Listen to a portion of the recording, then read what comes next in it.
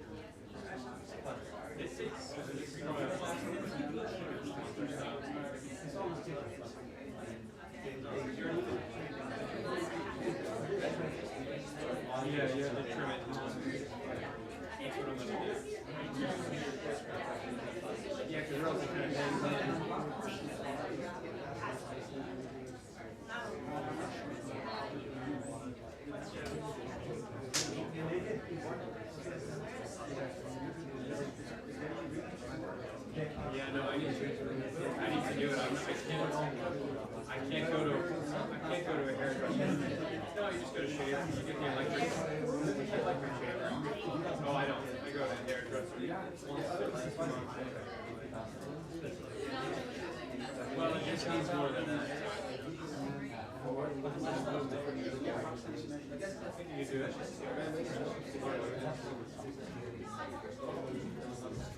That looks good on some people. People get this all the time. Where it's like they shave it down here.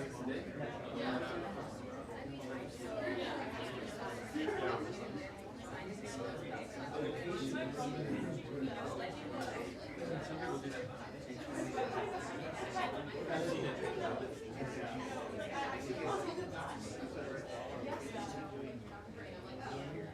That's how yours is?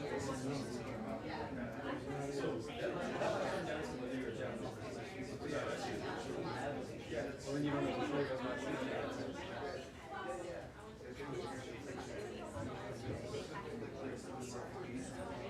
I was going to ask about Israel's influence campaign against U.S. lawmakers. That's a social media thing. It's in like a year time. I actually gotta see exactly what it is. Ryan Grimm.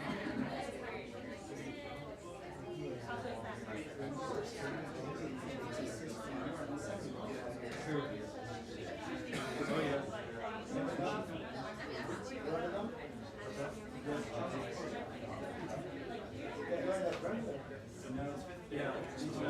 Yeah, let me for a while. I know Ryan Grimm's there, but Ryan Grimm also does that show on YouTube, so he'll be okay. I'm good. Yeah. Fantastic. Oh, hiring? I don't know. Gray Zone doesn't. They don't have this much. I might be moving. No, but they don't. But it's like it's free. That's why I'm only.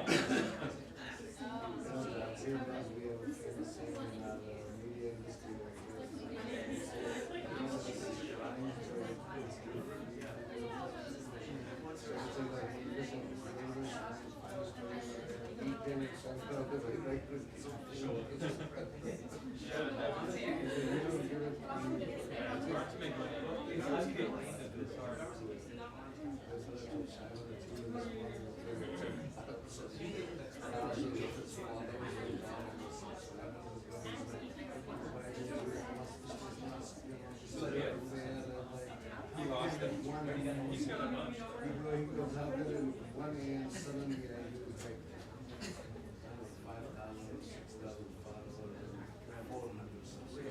But he's got a ton. Did you see him at White House? Does he get called on it? He's got a ton of none of this stuff.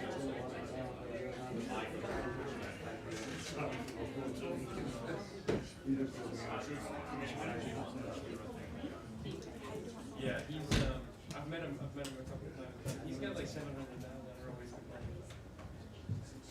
Doesn't make all the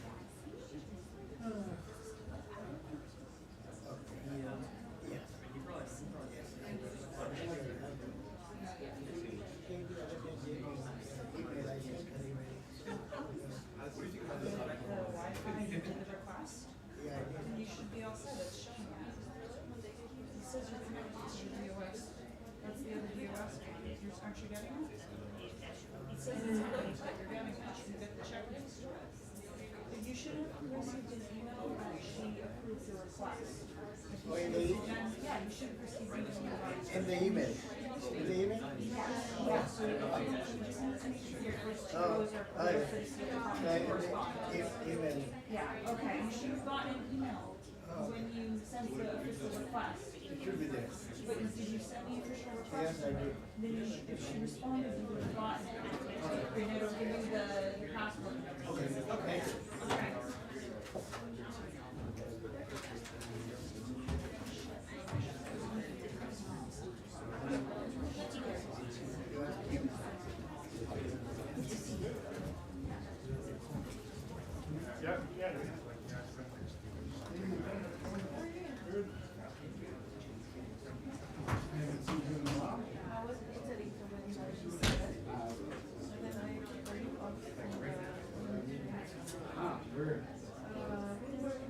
Well, you're not too bad.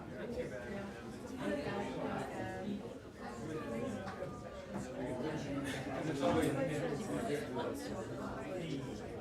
they don't like me, but you I think they have.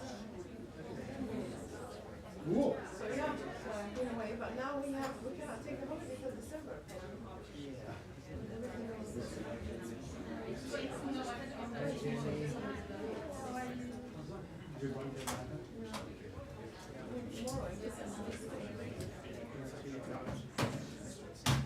Well, there's another trip in September. There's a second trip. They say we cannot take a second chance to make the best condition. No, yeah.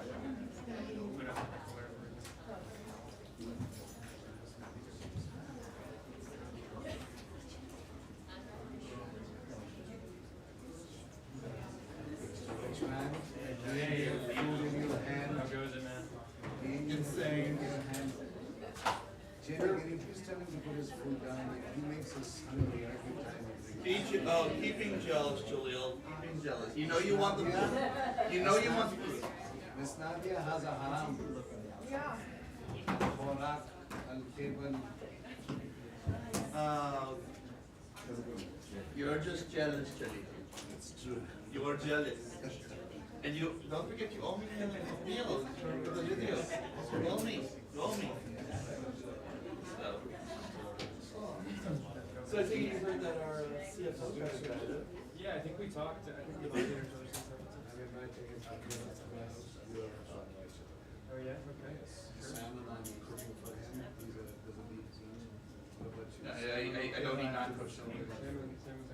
My kid's gonna make an amazing burger as well. I do like a burger.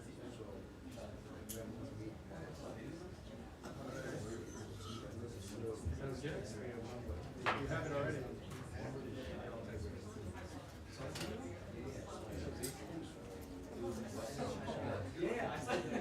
Hey, Jenny. Thank you.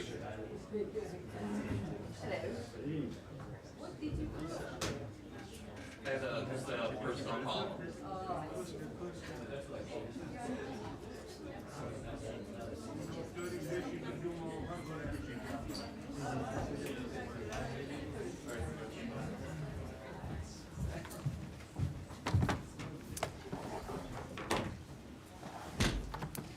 Good afternoon. Sorry to be a few minutes late. Just start with a couple things. Earlier today, Evan Gershkovich appeared in a courtroom in Yekaterinburg, Russia. We have been clear from the start that journalism is not a crime and that Evan should never have been detained in the first place. What happened today was a performance put on by Russian authorities to justify their repression of journalists and independent voices. Embassy Moscow officials were granted brief access to the courtroom before proceedings began. However, they were not permitted to speak to Evan. Russia should stop using individuals like Evan Gershkovich and Paul Whelan as bargaining chips. They should both be released immediately, and I can attest to both Evan and Paul and their families that the United States will not rest until we have brought both of them home. And then on one note, just much closer to home, so this is the last week of Nathan Tech, the deputy spokesperson, who is ending his tour in the spokesperson's office at the end of the week and moving on to hopefully greener pastures. He has been, agreed. Nathan has been an absolute joy to work with, one of the people that makes this place really work, does a lot of hard things and makes them look easy. And I've appreciated him, appreciated all his efforts on behalf of the spokesperson's office, and wish him well in his next endeavors. So thank you, Nathan. And with that, Matt. Right, sorry, I was late, so I'll defer to.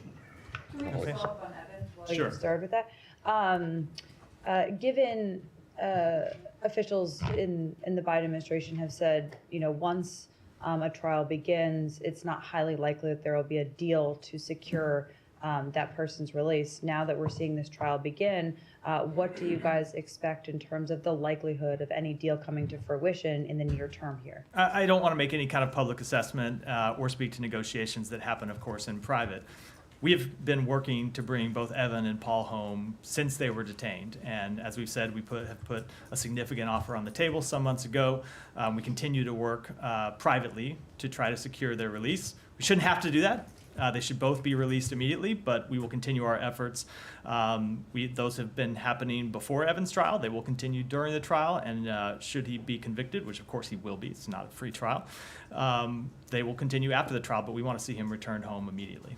And that significant offer that you guys have repeatedly referred to that was put on the table months ago, has that offer been re-upped in any way or changed and put back on the table in any way? Or are we still standing at that singular offer that you guys keep pointing back to? I just don't want to speak to this in public. I don't want to negotiate in public. I've seen that Russian officials have made comments about this matter in recent days, and I don't want to respond to those either. We are working day and night to try to secure the release of both Evan and Paul, and that will continue. Just follow up. Yeah. Understood correctly, the embassy officials were ushered out prior to the. They were there before the start of the hearing, and they were not allowed to attend the hearing itself. Thank you. What can you tell us about his condition? We all saw his pictures from this glass, behind the glass cage. Where is he being held right now during the trial? I can follow up with you that off. I don't have it here at the podium. I can follow up with this where Did it's they being held off. did embassy officials have a chance to interact with him? They did not. I said that in my opening statements.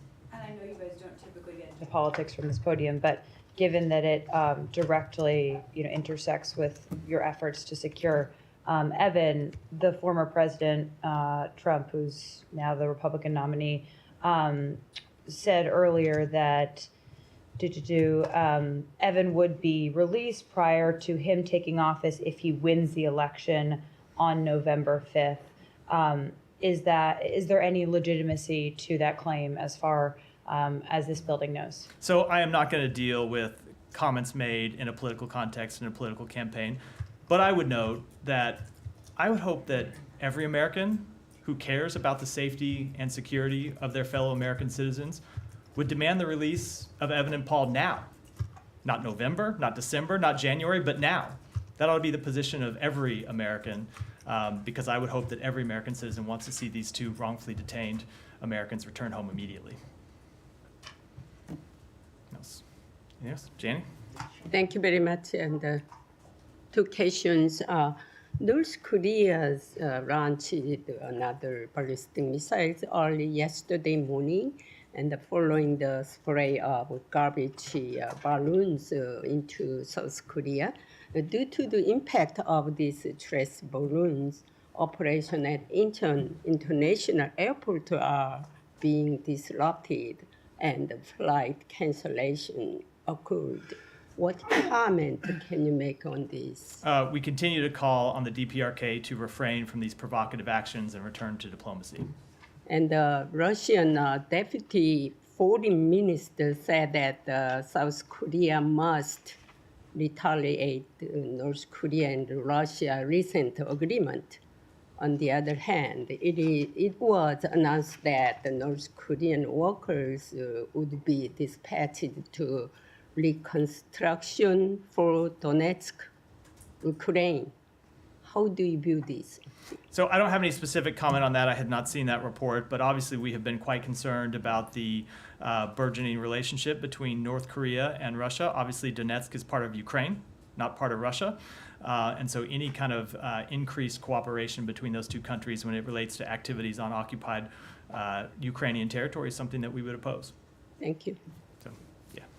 Moving on to Julian Assange, now that he's free and in Australia, are you satisfied with the outcome of this? And can you give us any details on the diplomatic negotiations that went ongoing between Australia, the U.S., UK, and all that? Give us any light on that. So with respect to the first question, I'm not going to have any comment, only because under our system we have an independent Justice Department that makes its own decisions on these matters, and it's appropriate that they be the ones that speak to them and not have other departments in the United States weigh in one way or the other. That has always been the case, but of course we have confidence in our colleagues at the Justice Department to make these decisions and make them in with the full interest of the United States in mind.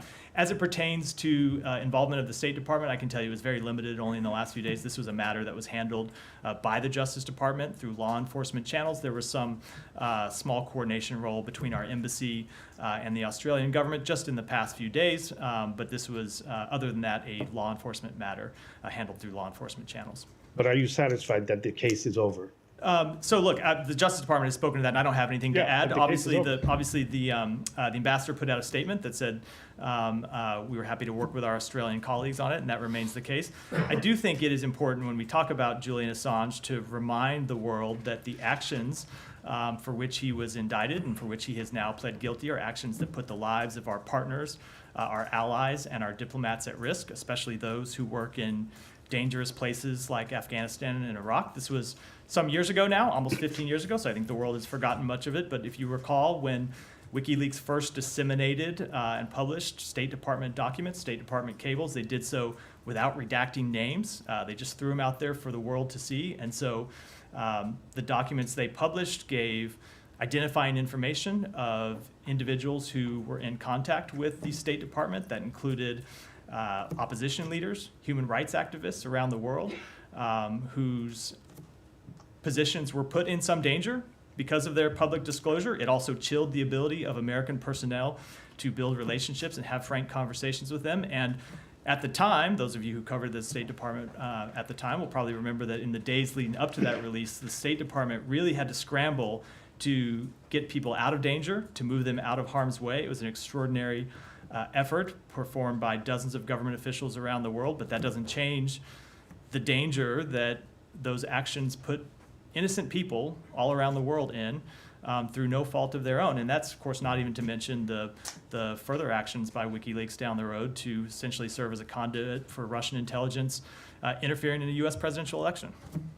Sorry, Matt. So I actually did cover the State Department back then, and I don't remember there being any public, there was a public concern that was raised about the potential security risk posed to sources who might have been quoted. Was there actually any, did you ever discover anyone who was injured, killed, had to go into hiding because of them? So a few things about that. One, I can't give you a definitive answer only because I wasn't here at the time and so much time. And okay, so hold on. Matt, let me finish. I have a full answer on it. Okay. One, I can't speak to that because it was some years ago, and I don't have a full accounting of what happened. But number two, the State Department did an extraordinary amount of work when we found out that these cables were going to be published to get people out of harm's way, to go around and look at what might become public and take action so people that would be put in danger would be put out of harm's way. But third,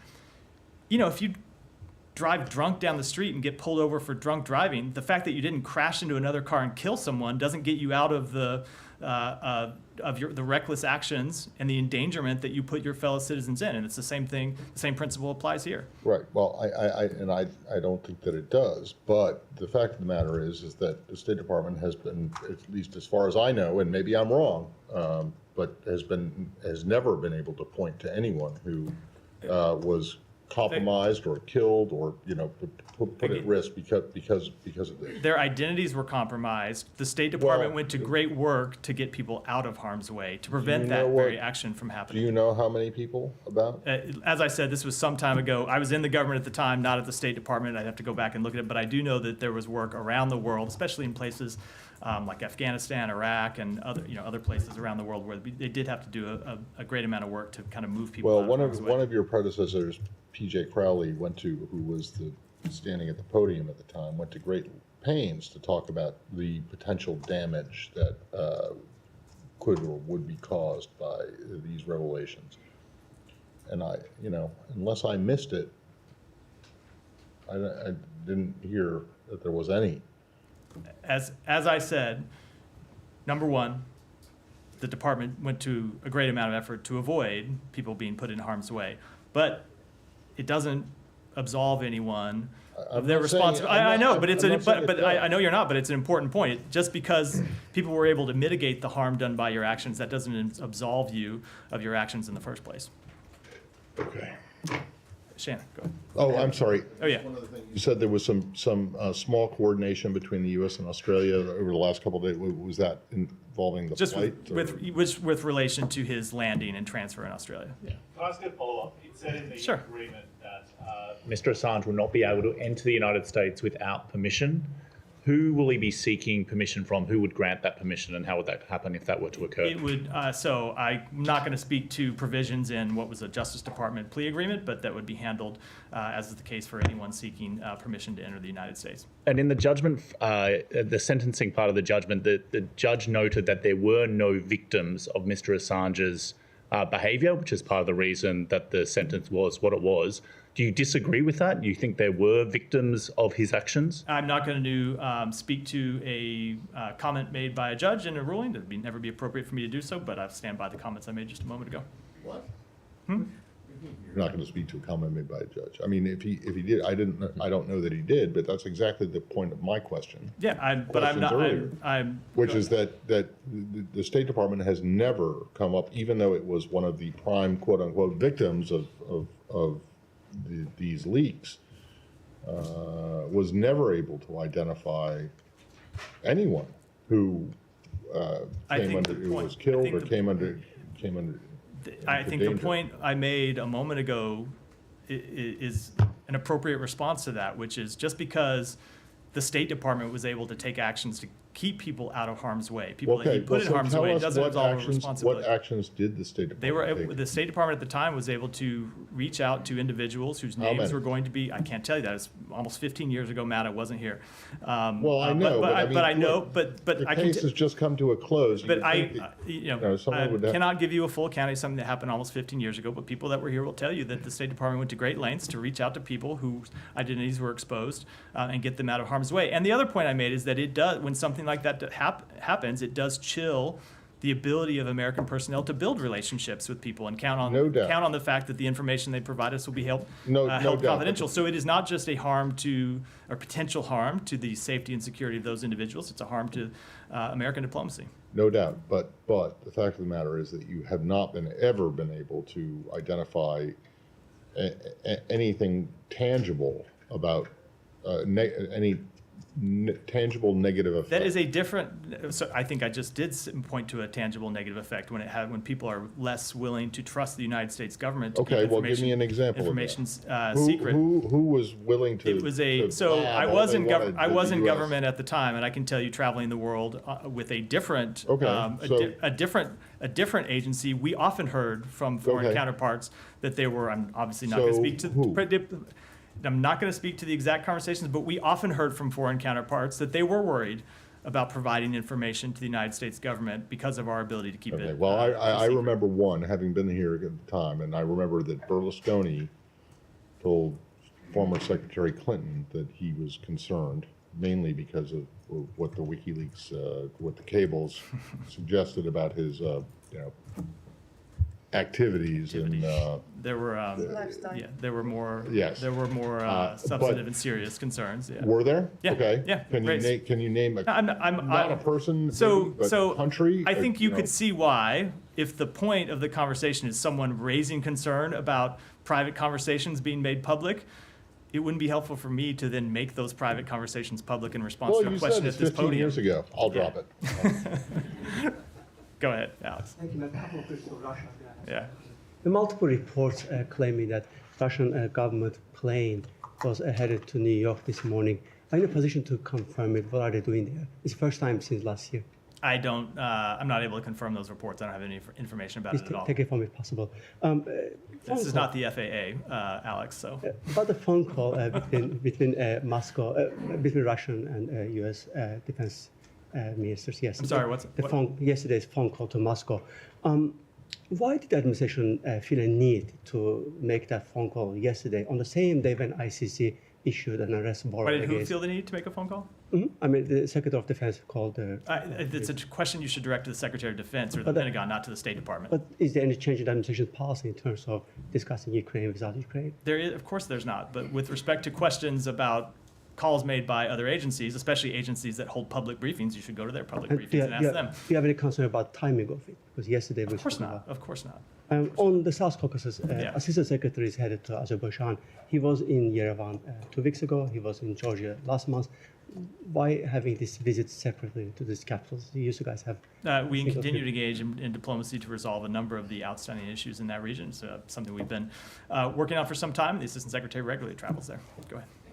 There was a Hill hearing today that singled out China's growing influence in the hemisphere, specifically a megaport that's being built in Peru, set to launch later this year. Is State concerned about China's gaining a stronger foothold in the hemisphere, and what steps are you taking to counter? So we have long understood and have spoken to this publicly, the fact that other countries are going to have relationships with China. They're going to have diplomatic relationships with China. They're going to have economic relationships with China. That is no different than the United States. We have diplomatic and economic relationships with China.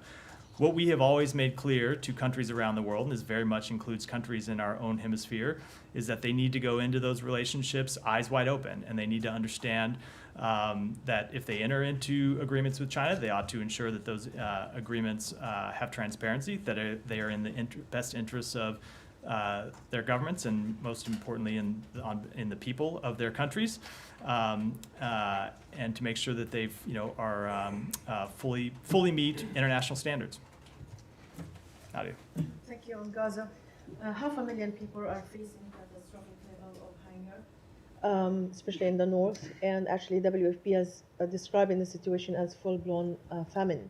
So, what exactly are you doing to pressurize or persuade or cajole the Israelis to make sure that this is not going to happen and not materialize in actually a full famine? So we continue to work day and night. Our special envoy for Middle East humanitarian issues is back in the region today after being back in Washington for consultations around Minister Gallant's visit. She's back in the region working on this exact issue today, trying to not just get humanitarian aid into Gaza, but most importantly, make sure it is distributed around Gaza. I think everyone's aware that that has been the chief impediment to actually getting food to the Palestinian people. It's not getting aid into the Pier, it's not getting aid into Kerem Shalom, it's then making sure that it can be distributed from those points onward. We have had a number of discussions between, we have been involved in a number of discussions in the past few days between the various United Nations agencies and various components of the Israeli government to try to work through some security challenges that the UN is currently facing. To deliver humanitarian assistance. We continue to push to try to resolve their legitimate concerns about the safety and security of their personnel, and are continuing to push to try to work through some asks that they have on the table pending with the government of Israel to try to make it safer for their personnel to take humanitarian assistance and deliver it around to the people of Gaza. That was my follow-up actually, because the UN said that I anticipated Israel. that. You read my mind. Or- that Israel. So do you believe that actually the Israelis can improve the way that the UN agencies, especially their workers, are delivering the aid? It could be met. Yeah, there are So a the number of threat things won't that be followed through? Israel can do. I spoke to some of them yesterday. Some of them is to allow protective personnel equipment, protective personal equipment for UN workers. Some is to kind of increase communications between the IDF and COGAT and UN workers. And then there's some other things too that the UN workers have asked for that I'm not going to get into from this podium, but there is more that can be done. There are some of the requests where Israel has legitimate security concerns, and what we're trying to do is broker agreements that give the UN personnel the assurances they need that they can offer, that they can operate securely while still protecting Israel's legitimate security concerns. One last question is, I'm sure you've seen these detailed reports that most of them have harrowing accounts of Palestinian prisoners being rounded up. Some of them are being sexually assaulted, shackled for hours, inhumane conditions, and that's a description of Israeli human rights organizations like B'Tselem and others, and witnesses who are actually a part of the IDF who came and talked about what happened. So you often call Israel as an ally who you shared values with. So how can the United States make sure that these things, which is obviously unacceptable for most democracies, that is not allowed to happen? What exactly are you doing? What the mechanism that you're using to make sure that this is not happening, and if you're investigating it yourself? So with respect to any investigations, there are, as I've said before, a number of incidents that we are reviewing when it relates to potential human rights abuses, potential violations of the laws of war, and I'm not going to speak to any particular incident from here, but there are a number of incidents where we have reviews ongoing. But that said, separate and apart from that, we have made clear to Israel that we fully expect them to comply with all human rights laws, international laws of war. That includes the treatment of prisoners and detainees. And when there are abuses, those ought to be investigated. If accountability is appropriate, there ought to be accountability, and we'll continue to make that clear then. Sure. Who was that? Who asked the question? Yeah, I wanted to follow on that. And I would say that's the last time today I'm going to do on without raising hand, but go ahead. Oh, I apologize. It was a follow-on. On investigation of the use of Palestinians as human shields, or video that was on social media today about Israeli forces using attack dogs. You talk about investigations.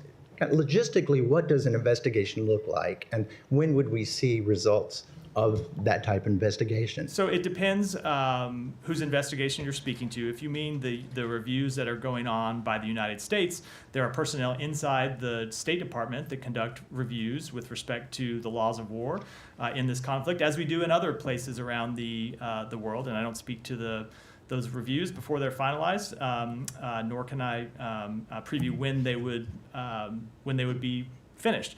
But just to speak to some of the complexity that we face in launching those reviews, and it's the same complexity I face sometimes in answering questions about this from the podium. So yesterday, Doctors Without Borders put out a statement saying that a doctor who was a member of Doctors Without Borders was killed by an IDF strike while, I believe, on his way to work inside Gaza.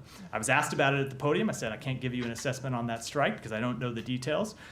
Hours later, the IDF put out a statement saying that that particular doctor was also a terrorist member of Palestinian Islamic Jihad, who was a member of a participant in their rocket program. I don't have the ability to litigate that claim. We don't, at first blush, often have the ability to litigate claims made by the different parties in this conflict. And so I know sometimes when I'm asked to pronounce judgment, it's frustrating that we can't do it. But the incident yesterday is the exact situation why oftentimes in the middle of a conflict, it is difficult to draw definitive conclusions when there is conflicting information that we all face. So I will say, as it pertains to our reviews, we collect information from all the relevant parties.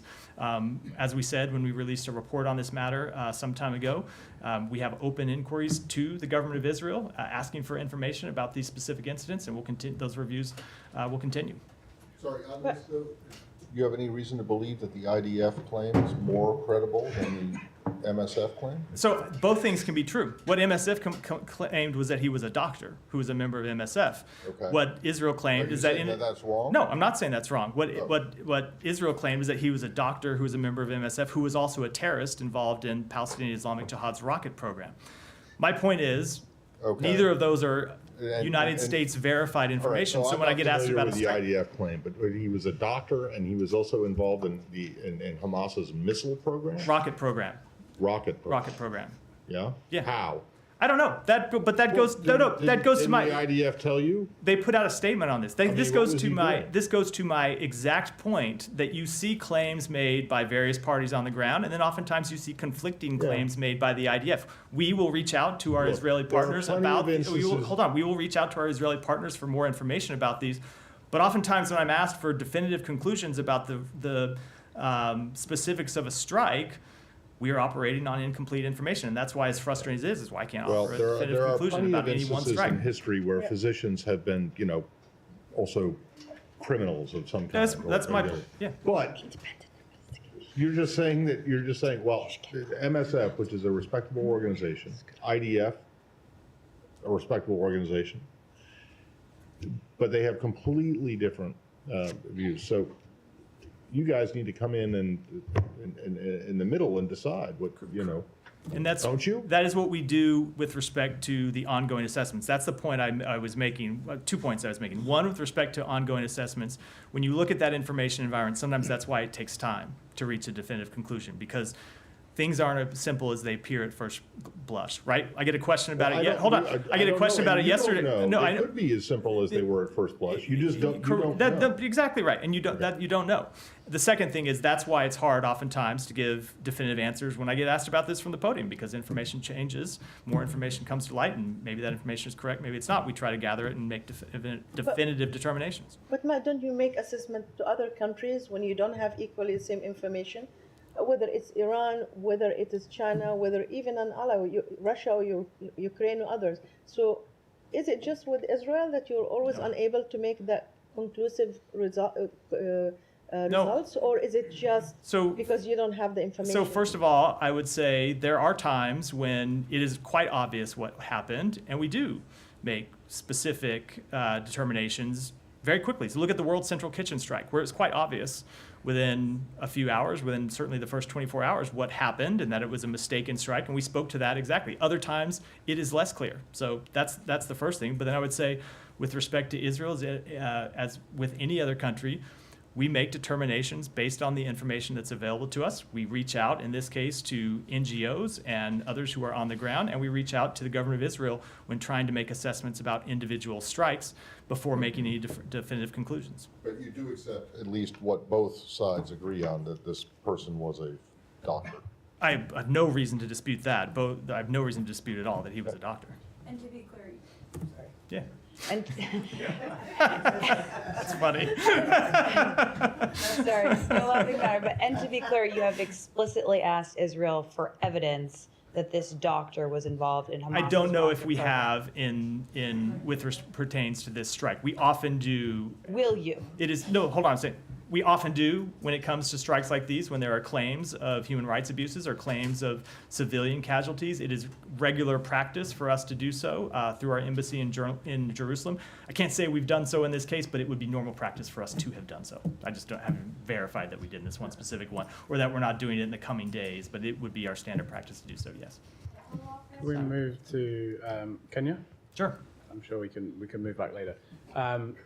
So, according to the White House, the administration has been in touch with the Kenyan government after the shootings of protesters yesterday. You expressed concern about the violence, but since then, the Kenya has withdrawn the bill that was being discussed. Is that something that the U.S.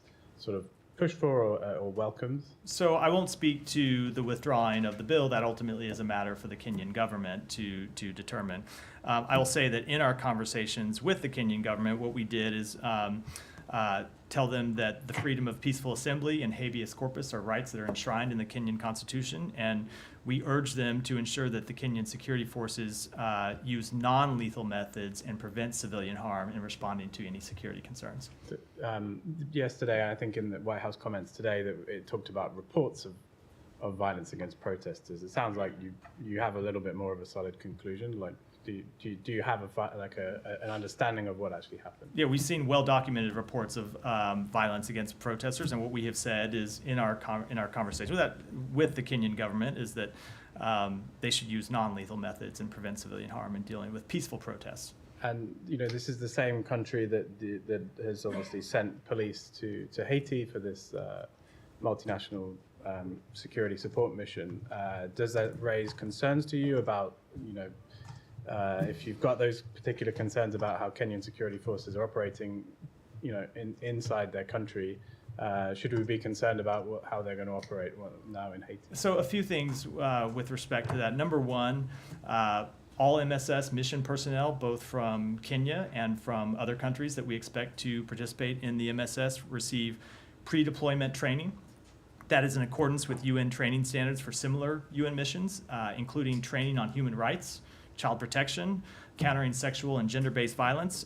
We've also worked with Kenya and other partners to integrate critically important accountability and oversight measures in accordance with the authorizing UN Security Council resolution.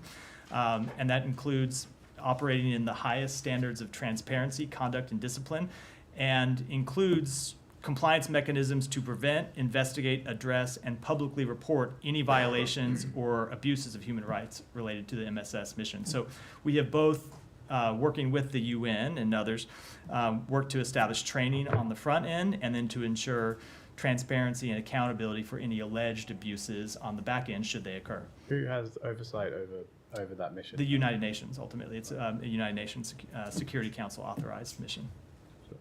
Shannon. Also in Kenya, President Ruto claimed that organized crime groups infiltrated those protests. Is that a claim that they've also repeated in your private conversations? And also, do you see any validity that happened? So I'm not going to speak to private conversations, and I can't assess the validity of that or not. I would say, in addition to the point I made about restraint by Kenyan security forces, we do urge Kenyan protesters not to put anyone, including government officials, in harm's way. Protests should remain peaceful in Kenya, as they should remain peaceful all around the world. Yeah, Peter. This morning, the Secretary released the 2023 International Religious Freedom Report, where there's a considerable chapter on Iran. Today is also the International Day in support of victims of torture, torture is rampant in Iranian jails, per your own annual reports on human rights in Iran.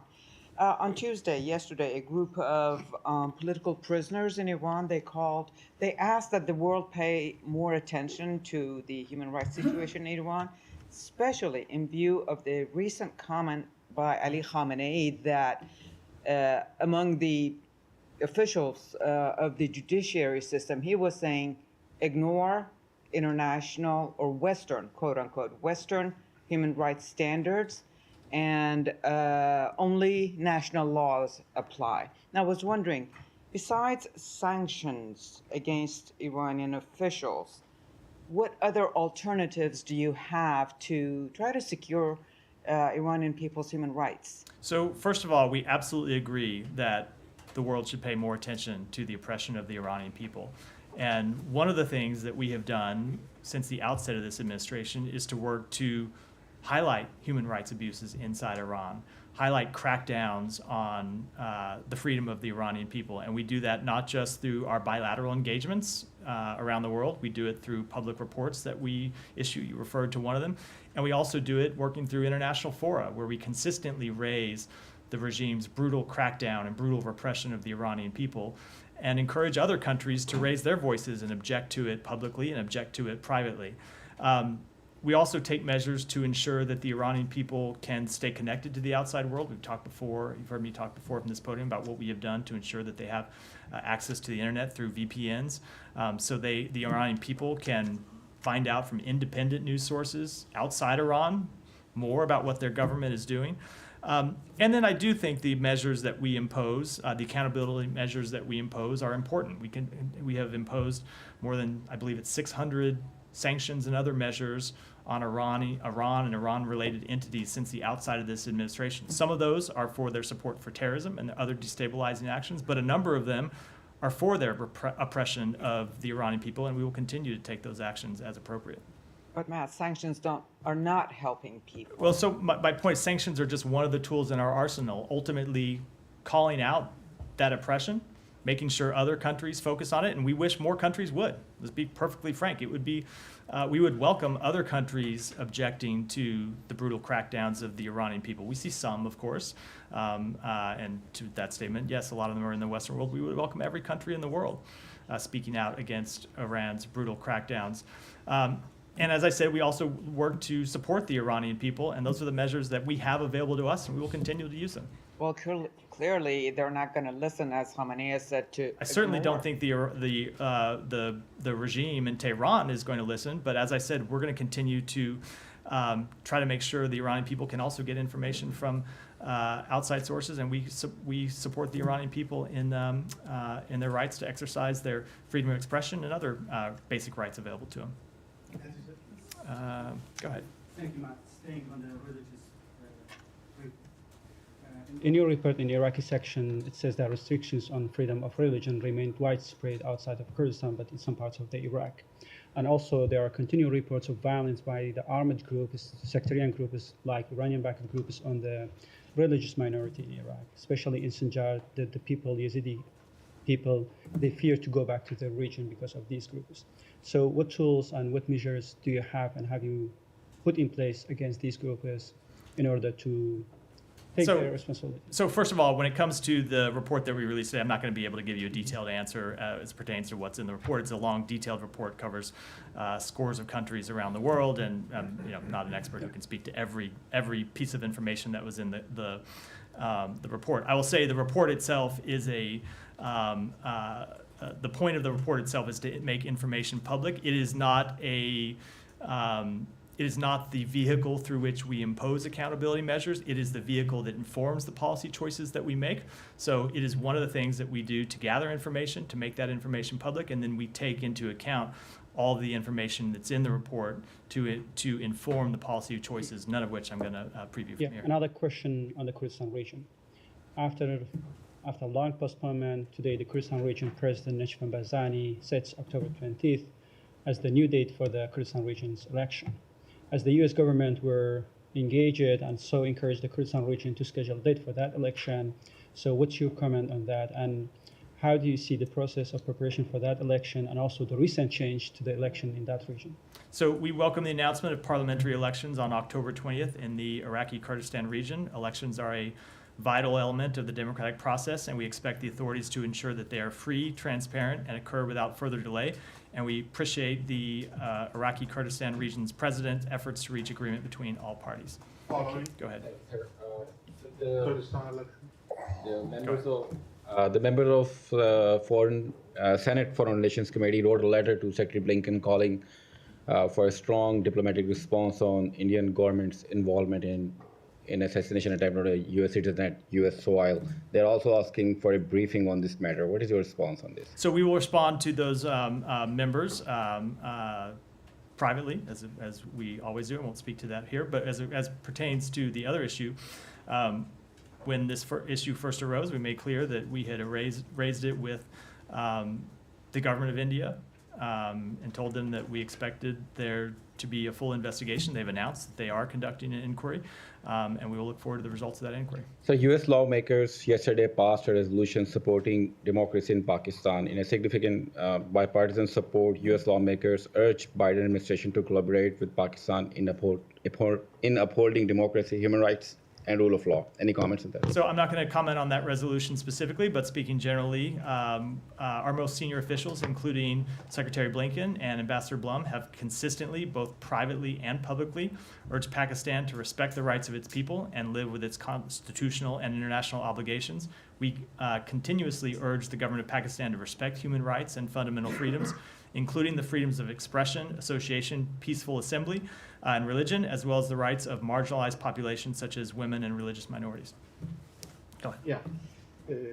About Kurdistan parliamentary elections, how do you expect the elections to be conducted, and what steps will you take to ensure their success? I don't have anything to speak to. I don't have anything to add beyond the comment that I gave a moment ago. Elections are obviously a vital important of the democratic process, and we welcome the announcement of parliamentary elections on October 20th. So, go ahead. I just wanted to ask about the IRF report in regards to China. Secretary Blinken said that religious freedom is the worst it's been, citing a Pew Research poll study that says it's the worst it's been since 2001 when it first started recording. In China, the House just passed a bill yesterday called the Falun Gong Protection Act, which would sanction any individual involved in forced organ harvesting related to the Chinese government.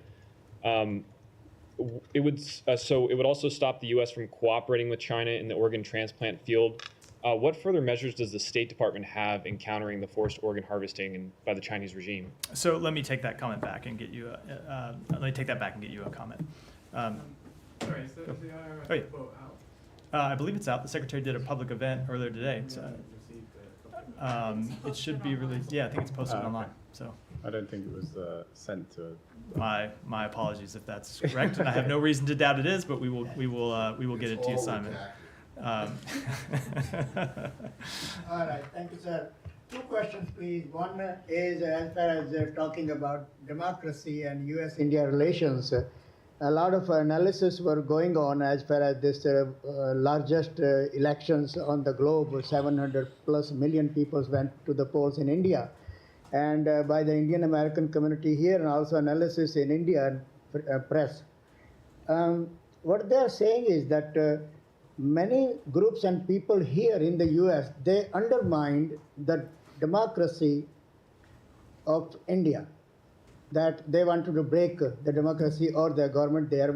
What happened, a lot of people here, they have admitted that they have sent a lot of money from here, including a billionaire, to defeat Prime Minister Modi or undermine the democracy in India. What I'm asking you here, do we follow all these things as far as the largest democracy, India, and the oldest democracy, the United States of America? And so many reports also have come out, and we're going through so many ups and downs between the two countries, but relations are greater. All the officials here in India are talking about. So where we stand about this in the future as far as undermining the democracy in India because of some groups, they might not like or they hate something in India, or maybe Prime Minister Modi or the democracy there. So I can't speak to those specific reports. I'm not sure what they refer to, but I can tell you when it comes to the Indian elections, we have been quite clear on behalf of the United States government that we celebrate what was the largest exercise of democracy in the history of the world. It was an extraordinary achievement, and then when it comes to the outcome of the election, we obviously take no side. That is a question for the people of India to decide. And thank you so much. And before I go, my second question, if I just follow quickly on this one. Prime Minister Modi said that he is a friend with every leader around the globe, and he has very good relations with President Biden and the United States, and we have no ill of any kind against anybody, and I have never done anything wrong with anybody, and why they have been doing this to me. That's what he said, but anyway, it's a statement. My second question is, sir, that as far as Afghanistan is concerned, there will be now a UN Women's Conference and Summit on Afghanistan, and what they are saying now before the conference that Taliban have broken their promise to the international or global community they made, and women in Afghanistan are under, or girls, they cannot go to school, there is no freedom of press, no freedom of worship, nothing, and they are going through really a lot, and they are crying and they are helping, need a help or asking help from the United States and from the global community to help them out? So if this is a reference to the UN-led Doha 3 conference, which I know they just announced. Yes, sir. It's ultimately defer to the UN to talk about the details of the meeting. The U.S. will participate. Both our special representative for Afghanistan, Tom West, and our special envoy for Afghan women, girls, and human rights, Rina Amari, will be attending. But I should note, they only committed to participate once they secured clarity regarding the substantive agenda, and more importantly, confirmed that there would be meaningful engagement at the conference with Afghan women and members of Afghan civil society. And so we will be participating in that conference because we will continue with the international community to impress upon the Taliban that they need to take seriously their obligations under the Doha Agreement, and that includes with regards to the treatment of women and girls, which of course continues to be appalling. Thank you very much, sir. So I know you talked about Kenya, that the U.S. is calling for the Kenyan forces to use non-lethal methods, but is the U.S. government investigating reports of abductions by police during these protests in Kenya? I just don't have any further comment to make other than what I already said about. Okay. Okay. And what's the latest on the Gaza Pier? I would refer you to the Pentagon for that, but they have made clear over the last few days that the Gaza Pier is operational. It is receiving aid. I think they had a number of reporters who were actually at the pier over the last couple of days. So yeah, it's operational. And is the U.S. concerned that Israel and Hezbollah will fight a full-scale war? We have made quite clear that we do not want to see further escalation, and we have been pursuing a diplomatic resolution to the situation along the Israel-Lebanese border. Thank you. Yeah. Big debate tomorrow. Has the secretary played any role whatsoever in debate? Which one is that? No, he is not. He is not. No. Played no role. No. Just one final question. Do you have anything to say on the report of the U.S. diplomat who died at a hotel in Kyiv, reportedly? I do, and so we can confirm the death of a U.S. government employee who was under Chief of Mission Authority at Embassy Kyiv. We extend our deepest condolences to the family and loved ones of our colleague. Don't have any further comment about the situation other than to say, and I hate to even bring this up, but I know sometimes conspiracy theories spin out of control, that is our understanding that he died of natural causes and there's no sign of foul play. And with that, we're wrap for today. Wait, I just want to go back to one thing that Kylie asked at the very beginning when she asked of you about Trump's comments on Evan Gershkovich. There is actual and alleged precedent for deals being tried to, for people trying to arrange deals for detainees going back years, decades. 45 years. 44 years, right? 1980, Yeah, 79, right. yes. Check my math, yeah, good. Yeah, but not just that. There were also allegations that in 2016 that the Trump campaign was involved in trying to do some stuff behind the scenes with Israel and with Turkey. And then there are also maybe non-political campaign-related things, Bill Richardson's efforts and others of that ilk. Are you saying that, or are you discouraging any non-governmental attempt to free Evan and Paul Gershkovich and Paul Whelan? A few things about that. We would welcome any productive efforts to secure the release of Evan and Paul. I'm not aware of any non-governmental efforts.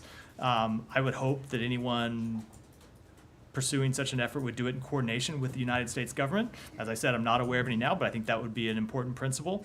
But the other principle I said I think is the most important thing, which is we want to see them released now. Not right. No, down the fair road. enough. But I mean, it doesn't matter to you guys if there is such an effort going on, whether it is potentially politically motivated or not. I think we would want to see that effort fully coordinated with the United States government. Beside that, I don't think I want to go too far down the rabbit hole of hypotheticals. All right. So with that, we'll wrap for today. Thanks.